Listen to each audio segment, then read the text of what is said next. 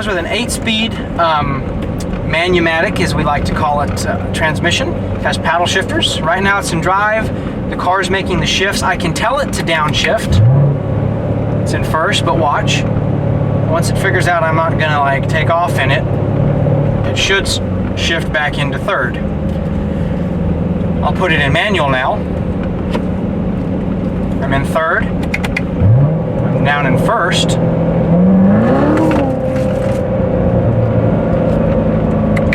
It didn't then downshift after I got done with the acceleration. Now it's in third. If you change the traction control selector here, well, let me rephrase that. If you push the middle button on your selector knob here, turns your traction control off. Strongly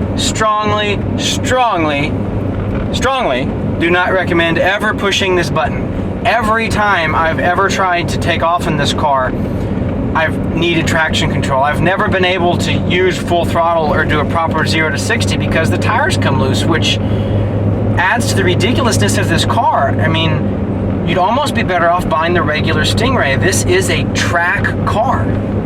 Having said that, as we turn the knob, we go to eco mode, weather mode. If we turn it back twice, we're back in tour mode. One more time to the right is sport. And now listen to the difference in exhaust.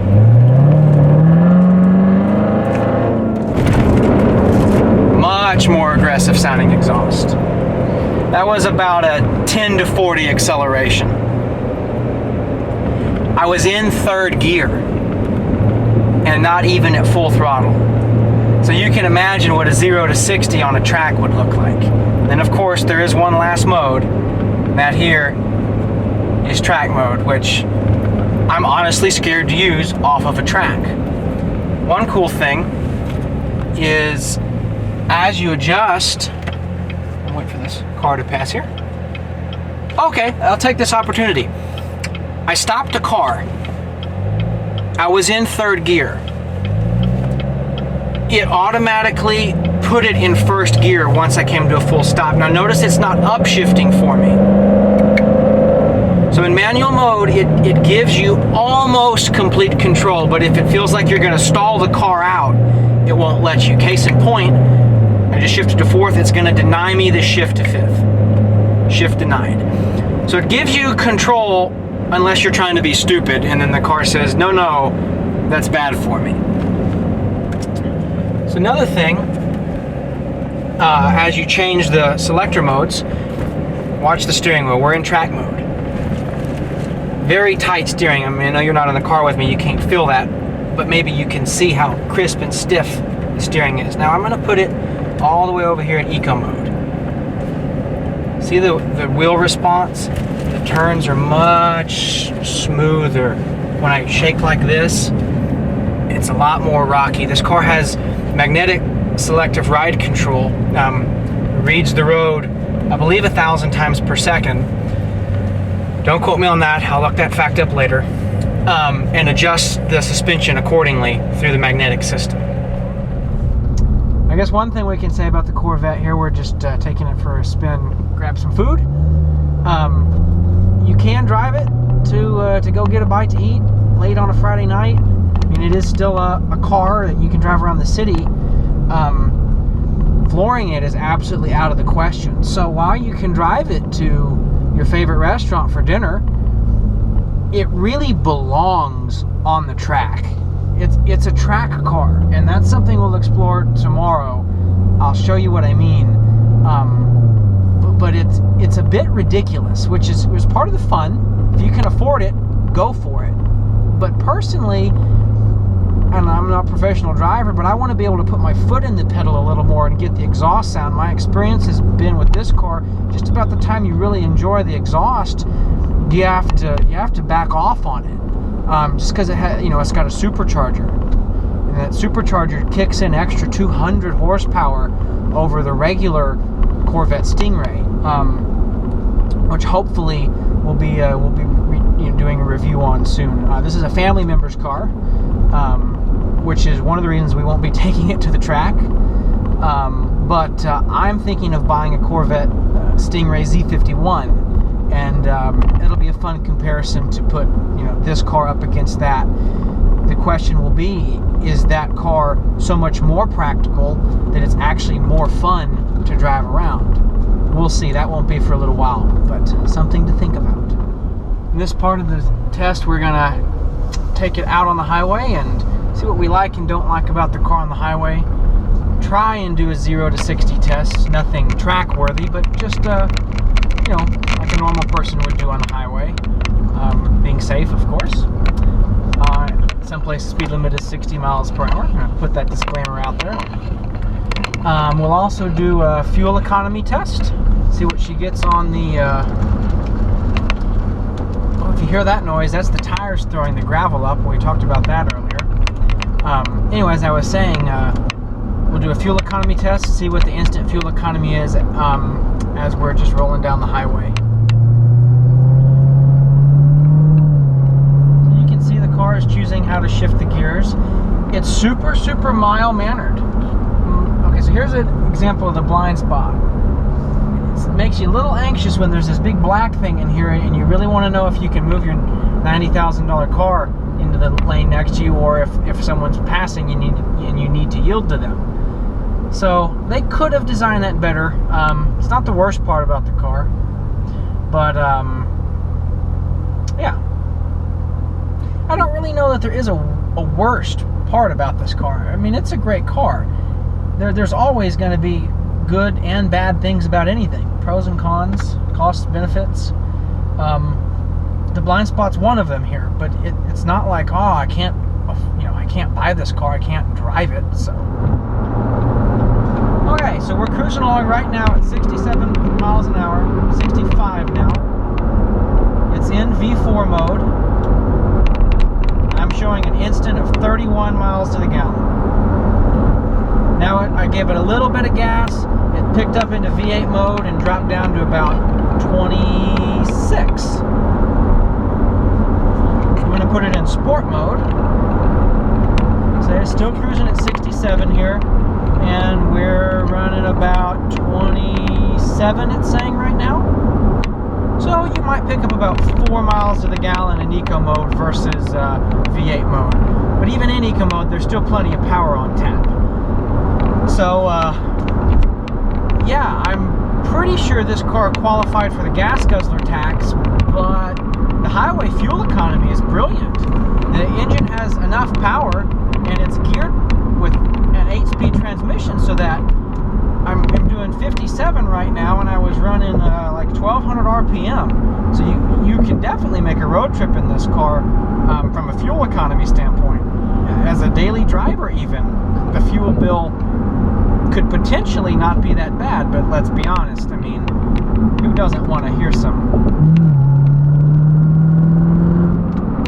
So that was in 5th gear. It wasn't tire burning acceleration, so that lets you know that the upper gears are tall gears, even with 650 horsepower, which I didn't use all of right there, granted. But even with so much power, the taller gears are meant for cruising in. In fact, last time I checked, and I'll have to double check this fact later, but as far as I know, the car reaches its top speed in 6th gear. It won't use 7th or 8th gear. That's purely for cruising in. So we'll let the car decide what gear it wants this time. So that was about 325 horsepower, 60 to 80. It never broke out of 5th gear. I'd hate to see it shift into 3rd gear though. That'd probably be a little on the scary side. So we've been driving around in manual the whole time. I haven't had any kind of eyeball blistering acceleration experiences, but I know the car is plenty capable. The important lesson to take away from what I just said is, when you want to drive the car like a sedan, dare I say, it's perfectly capable of that. You can put as many groceries and golf clubs as you want in the trunk and drive it around very mild-mannered. You can even put the exhaust in stealth mode if you need to. But when you want to unleash the car, you better be prepared for the consequences. And I'll show you what I mean in just a second. We'll make a turnaround, pull into this parking lot. I'll set up the acceleration timer, and when there's no traffic coming down this hill, I'll try and do a 0 to 60. And if it's like anything I've tried before, the traction control is going to come on. I won't even be able to floor it. And on top of that, I'm going to start in second gear. So I'll put it into manual now and downshift. So when you do this, you should...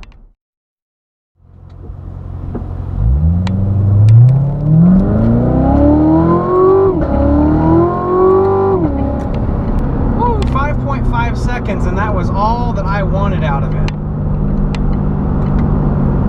Did you hear those shifts? God, I don't know if you could see my face, but I was a little scared to give it any more power. That was only 5.5 seconds.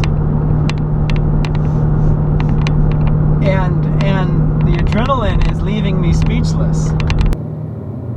I would be scared to go any faster than that. The car was a little bit loose feeling, just kind of like not slipping, but just kind of wandering. And woo, I really don't know what to say. I mean, 5.5 seconds on paper is not really that fast. I kind of rolled into the throttle, but yeah, the second half of that 5.5 seconds went real quick. I know the car can do much better. That was about 5/8 or 3/4 pedal at most. So that being said, I really think the first 2 was 0 to 20, and the last 3.5 was the 20 to 65. Yeah, I'm not a professional driver, so the 0 to 60 time should not be how you judge the performance of this car. This car had so much more power left in it, but I don't know how to tap into it, and I'm not going to try to do that on a public street. That was enough to completely dump my mind of all thoughts except what's going on here. Yeah, you know, I was afraid of what might happen if I just floored it off of the line, so I did roll into it, and once I felt like we had enough speed where it wasn't going to come ungripped, I got on it, and yeah, the second half of that acceleration was where it all happened, man.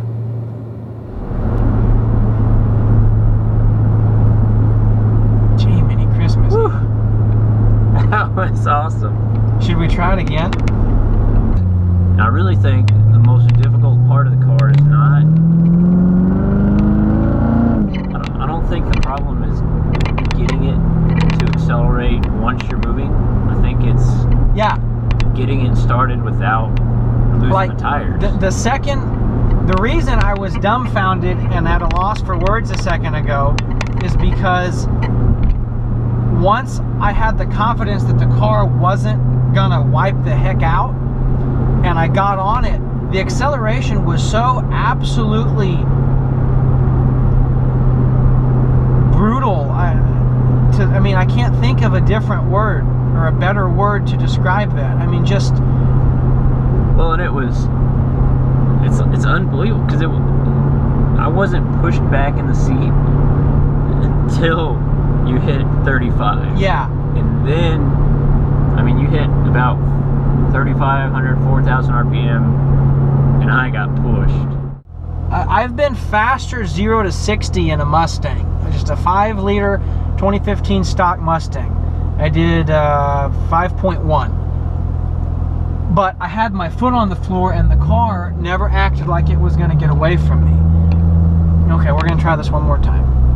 And I am going to start in second again. That's fine. You ready to restart your recorder? And yeah. Good. There's traction control. And it wouldn't shift.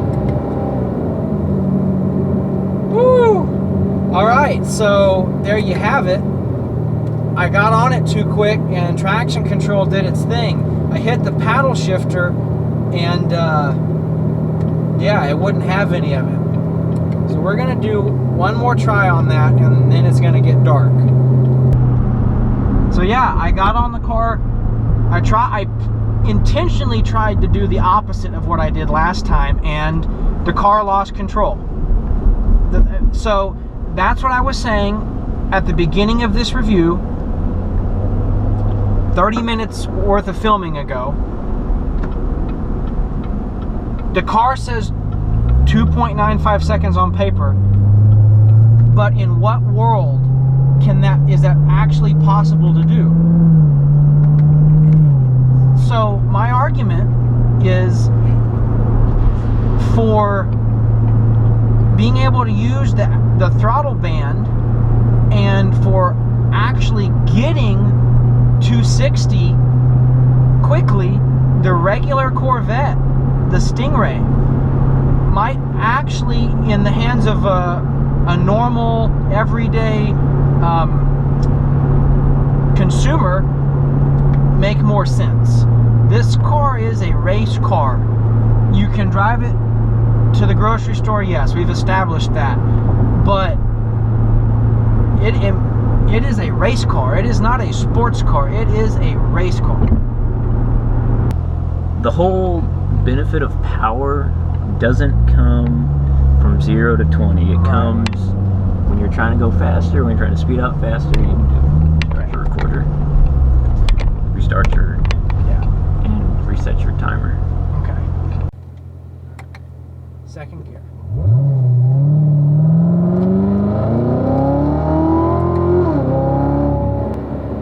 Okay, that was 4.8 seconds, and it still had a lot left under the hood. I was only at about 3/4 throttle there. I don't know if you could see me, but I was literally pinned to my seat.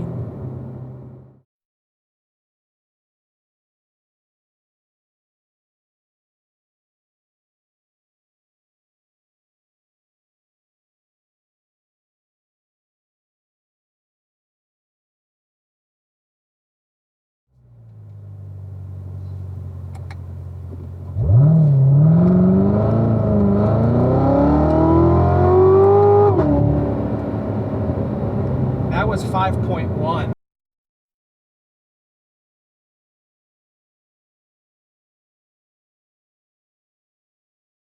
That was fast as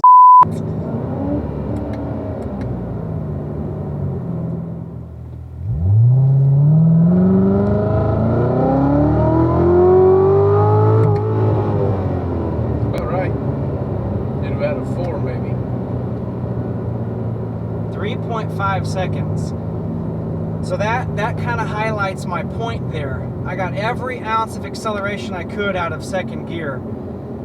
The shift was a little late, but 3.5 seconds 0 to 60. I mean, sorry, 10 to 65. So you can see that I'm losing an entire second in the first 5 miles an hour just because of the traction control. So there you go, folks. Likes, the styling. The styling speaks for itself. This has got to be the most aggressive, sweet looking Corvette they've ever made.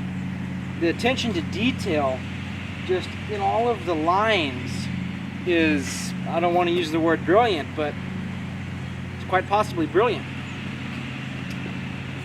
Everything down from the rims all the way through the mirrors, the air channels, it all fits with this car. The headlights, the angles they incorporate, all the different lines, it just really works and makes it a sharp, sharp, sharp looking car. Performance. How can you beat 0 to 60 in 3 seconds for $91,000? Yes, that's a lot of money, but compare it to a Lamborghini, a Ferrari, all the other cars, you're spending vastly more amount of money there. So more likes. Exhaust. Somewhere between Thor and the Battle of Gettysburg. It's epic. It sounds really, really, really good. You can even select the exhaust mode, or you can let it auto select. So what I mean by that is there's weather, eco, tour, sport, and track modes. Each of those modes carries a different exhaust by default. But if you just want to leave track mode exhaust full bore all the time, because I mean, let's be honest, who wouldn't? You can overwrite the exhaust modes and you can have the track exhaust in the eco mode. That is a cool feature. So with the good, there's always a little bit of bad. A couple things we dislike about the car. The tires, super sticky, super wide. It's good for the track, but let's be honest, not everyone who owns one of these, probably most of the people who own one of these, aren't going to use it on the track, maybe ever. So what that means for everyday driving is they pick up rocks and gravel, any little bitty thing in the road, throw it down the side of your car. You know, when you spend $90,000 or more on a car, you want to keep the paint job pristine, and you would expect that Chevrolet would do something to prevent all these little bitty scratches and dings here. If you feel this air intake here, it feels like sandpaper. The car only has 400 miles on it. Chevrolet does have an answer. It comes in the 3LZ package. This car is a 2LZ. Now, for the amount of money you spend even on the base model of this car, you think Chevrolet would offer the part that you need to protect your paint job. Yes, the tires throw rocks down the side. Is it annoying? Would you expect a little bit more? Yes, but it's not the end of the world. It's not like all of the paint is missing. I guess time will tell if it's actually more of a problem. To be fair, one of the reasons it does this on the Z06 and maybe not the regular Corvette Stingray is because the tires on the Z06 are much wider. The main body is the same, but we have these more pronounced fenders and wheel wells here. And so that's why the front tires are throwing the rocks down the side, I think anyway. The bodies are very similar. The main differences are the front grille.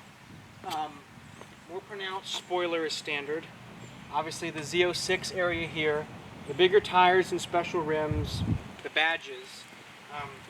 Interestingly enough, this little piece of plastic here on top of this air channel. Not quite sure what function that serves, but whether it's aesthetics or performance, Corvette thought to add it. So overall, I think our overall assessment of the vehicle is definitely a win. The things that we don't like about it are little things, annoyances at most, but I think this is the best Corvette ever made. And I think Chevrolet would probably agree with us.